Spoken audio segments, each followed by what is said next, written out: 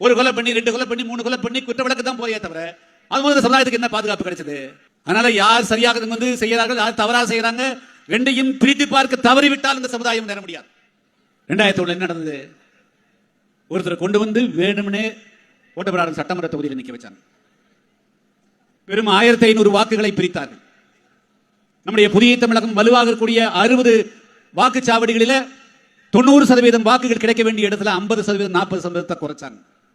நான் வெறும் 600 வாக்குகள் வித்தியாசத்தில் வெற்றி வாய்ப்பிழந்தேன். அந்த துரோகம் செய்யப்படாமல் இருந்திருந்தால் புதிய தமிழகம் இன்னைக்கு தமிழ்நாட்டில் இவ்வளவு ஒரு மாநாடு போட வேண்டிய இன்னைக்கு நாம தான் முதலமைச்சர் நாற்காலியில் அமர்ந்திருப்போம். எதுக்காக?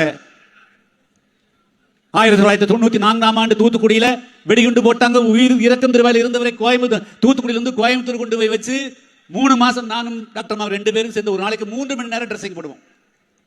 உயிரை காப்பாற்றி விட்டதுக்காகத்தான் அந்த தவறு. அதே போல 2011 2016 வரையிலும் அதே ஓட்டப்படாத சட்டமன்ற தொகுதியில் எல்லா சமுதாயத்துக்கும் சட்டமன்ற ஒரு பிரித்து கொடுத்து சமாதானம். எங்கேயோ ஆரையோ வெட்டி கொண்டு தலையை கொண்டு வந்து தேவி சொல்ல வச்சான். அந்த சமுதாயத்துக்காரர்கள் எல்லாம் நமக்கு எதிராக ஓட்டு போட்டாங்க. இது யாரு பண்றது? தெரியாதா? அந்த தொகுதி யாரும் தெரியாதா? உன்னுடைய பகையை வந்து அங்கதான் வந்து காட்டணுமா? இது எல்லாம் ஏன் இந்த சமுதாயம் கண்டிக்க தவறுது?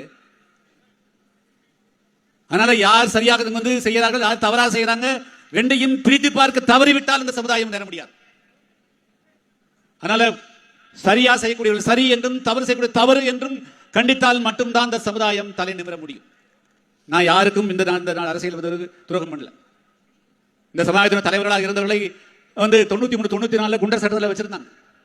அன்று மலைச்சாமி என்பவர் ஹோம் செக்ரட்டரியா இருந்தார். அவரை போய் பார்த்தா இவங்க எல்லாம் விடுதலை பண்ணி நாம் தான் அவர்களுக்கெல்லாம் குரல் கொடுத்தது. எனக்காக யாரும் எந்த குரலும் கொடுத்தவர்கள் கிடையாது. இருந்தாலும் இந்த சமுதாயத்தினுடைய பெயரை சொல்லுகிறார்கள் என்பதற்காக நான் குரல் கொடுத்துக்கிறேன். ஆனால் அவர்கள் அதுக்கு 1% விசுவாசமாக நடந்து கொண்டார்கள் இல்லை. எதிரிகளுடைய கைக்குறிகளாக மாறி நம்மை தோற்கடிப்பதற்கு தான் வந்தாங்களே தவிர அது நம்முடைய டாக்டர் கிருஷ்ணசாமி தோற்பது மூலமாக இந்த சமுதாயம் தோற்கடிக்கப்படுகிறது, இந்த சமுதாயத்துடைய குரல் நசுக்கப்படுகிறது, இந்த சமுதாயத்துடைய வளர்ச்சி தடுக்கப்படுகிறது நம்முடைய மனசுக்கு வரதில்லை. அதனால இந்த தேர்தலில் கூட வரலாம், யாராவது ஒருத்தர் தயார் பண்ணுவாங்க. ஆனா அதுக்கு அதை நீங்க தான் பார்த்துக்கணும். இந்த சமுதாயம் முன்னேறணும், இந்த சமுதாயம் வளரணும், இந்த சமுதாயத்துக்கு நீங்க மதிப்போடு மரியாதையோடு இந்த மண்ணில் வாழணும், உங்களுடைய பிள்ளைகள் நல்லா வளரணும் சொன்னால் இந்த தேர்தல் நான் எல்லாத்துக்கும் மீண்டும் கேட்டுக்கிறேன். எங்கேயும் ஒரு ஓட்டு 2 ஓட்டு கூட போய்க்கூடாது. 1000 என்று சொன்னால் 1000 அது புதிய தமிழகமாக இருக்கணும். கூட்டணி விட்டு அப்புறம் பேசுவோம். நான் இப்ப சொல்றேன், நீங்க சரியா இருந்தீங்கன்னா ஏறக்குறைய 15-20 சட்டமன்ற தொகுதிகளை புதிய தமிழகம் தனித்து நின்றே வெற்றியை ஈட்ட முடியும் என்பதை நான் சொல்லிக் கொள்கிறேன். வேற எதுவுமே செய்ய வேண்டாம். நம்முடைய வாக்குபலம் அவ்வளவு இருக்கிறது. பொது தொகுதியிலேயே வெற்றி பெறுவதற்கு நாம் வெற்றி பெற வைக்கிறேன். ஆனா நீங்க சரியா இருக்கு. ஆனால் உங்களுடைய பலத்தை அறியாமல் நீங்கள் மற்றவரிடத்திலே கை கட்டி இருக்காது. சிறு சிறு குழுக்களாக போகாதீங்க. அது உங்களுக்கு பாதிப்பை உண்டாக்கும். உங்களை எல்லாம் அரவணைக்க வேண்டும் என்பதற்காகவும் உங்களுக்கு எல்லாம் பாதுகாப்பு கொடுக்க வேண்டும் என்பதற்காக இந்த கட்சியை உருவாக்கிக்கிறேன். நீயா ஏன் போய் வலையில விழுகிற? ஒரு கொலை பண்ணி 2 கொலை பண்ணி 3 கொலை பண்ணி குற்ற வழக்கு தான் போறியே தவிர அது முதல்ல சமுதாயத்துக்கு என்ன பாதுகாப்பு கிடைச்சது? அவ்வளவு பெரிய கலவரம் நடந்தது 96க்கு முன்னாடி.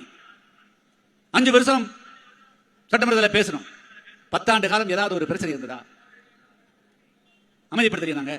97 சுந்தரலிங்கம் போக்குவரத்து கழகம் தொடர்ந்து பிரச்சனைலாம் வந்தது. இதெல்லாம் எதிர்கொண்டோம். எவ்வளவு பிரச்சனை எதிர்கொண்டோம். இன்னைக்கு மாதிரி அப்ப பிரச்சனை. ஆனா ஒரு சுந்தரலிங்கத்துடைய பெயரில் ஒரு போக்குவரத்து கழகம் உருவாக்கப்பட்டதுக்காக இந்த நாட்டில் எவனும் ஒத்துக்கல. அவ்வளவு தூரத்துக்கு, அதாவது அன்னைக்கு தமிழ்நாட்டுக்குள்ள அனைத்து மாவட்டங்களுடைய பெயர்களும் சாதி தலைவருடைய பெயர்ல இருந்தது. போக்குவரத்து கழகங்கள் சாதி தலைவருடைய பெயர்ல இருந்தது. குடியமர்வு நிகழ்ச்சிக்கு பிறகு தேவேந்திர மக்களை எப்படியாவது சமாதானப்படுத்த வேண்டும் என்ற உணர்வோடு அன்று இருந்த முதலமைச்சர் விருதுநகரை மையமாக வைத்து சுந்தரலிங்கத்துடைய பெயரிலே போக்குவரத்து கழகம் செயல்படும் என்று அறிவித்தார். ஆனால் தேர்தல் வந்த பிறகு அவரால் துவங்க முடியவில்லை. அதுக்கு பிறகு 96ஆம் ஆண்டு நம் சட்டமன்றத்தில் வெற்றி பெற்று சென்றோம். சட்டமன்றத்தில் பல நாள் நான் குரல் கொடுத்தேன். அதுக்கு பிறகு ஒரு நாள் குறித்தோம். 97ஆம் ஆண்டு ஏப்ரல் மாதம் 30ஆம் தேதிக்குள்ளாக சுந்தரலிங்கத்தினுடைய பெயரில் போக்குவரத்து கழகம் இயங்கவில்லை என்று சொன்னால் மே மாதம் 1ஆம் தேதி முதல் வேறு எந்த போக்குவரத்து ஓடாது என்று அறிவித்தோம். மே மாதம் சுந்தரலிங்கத்துடைய பெயரிலே போக்குவரத்து கழகம் துவங்கப்பட்டது. சும்மா கிடந்த மக்களை எல்லாம் தூண்டிவிட்டார்கள்.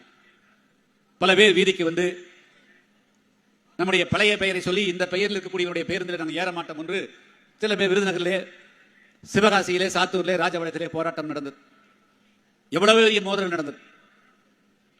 அதற்கு பிறகு நம்முடைய மக்களும் எதிர்த்து நின்றார்கள். இறுதியில் என்னாச்சு? சுந்தரலிங்கத்தினுடைய பெயரிலே போக்குவரத்து கழகம் செயல்பட முடியாத நிலை ஏற்பட்ட போது தமிழ்நாட்டில் இருக்கக்கூடிய அனைத்து போக்குவரத்து கழகம் பெயரிலும் நீக்கப்பட்டது. இதெல்லாம் யார் செஞ்சது? நம்முடைய தேவேந்திர மக்கள் ஒற்றுமையா இருந்தனால செஞ்சோம். ஒரே கட்சியா இருந்தனால செஞ்ச முடிஞ்சது. ஒரு தலைமையின் இருந்தனால செய்ய முடிஞ்சது. எனவே இதெல்லாம் ஒற்றுமையால் தான் சாதிக்க முடியுமே தவிர, ஒரு தலைமை என்று தான் சாதிக்க முடியுமே தவிர, 4 தலைமைகள் 4 கருத்துக்கள் உள்ளடக்கி இருந்தால் அது செய்ய முடியாது. ஆனால் இந்த சமுதாயம் மிகப்பெரிய சமுதாயம். இன்னும் கூட அண்மை காலமா நீங்க பாத்தீங்கன்னா நம்முடைய செய்திகளை எதையும் வராம அமுக்குறாங்க. இன்னைக்கு கூட பாருங்க, எத்தனை நாள் இல்ல, இன்னைக்கு பார்த்தா முதலமைச்சர் திண்டுக்கல், இன்னொரு கட்சியை பார்த்தா இன்னைக்கு தான் கூட்டணி இருக்கிறாங்க. புதிய தமிழகத்தினுடைய மாநாடு ஊடகங்களில் வெளியே வந்துடக்கூடாது. பெரிய மாநாடு கூட்டி விட்டார்கள் என்று செய்தி வந்துடக்கூடாது. அவ்வளவு தூரத்துக்கு அவர்களுக்கு நல்ல எண்ணம். இதையெல்லாம் மீறித்தான் இன்னைக்கு பல்லாயிரக்கணக்கான பேர் இந்த மாநாட்டிலே கலந்து கொண்டிருக்கிறீர்கள். அதற்காக என்னுடைய பாராட்டுக்களை மீண்டும் தெரிவித்துக் கொள்ள விரும்புகிறேன்.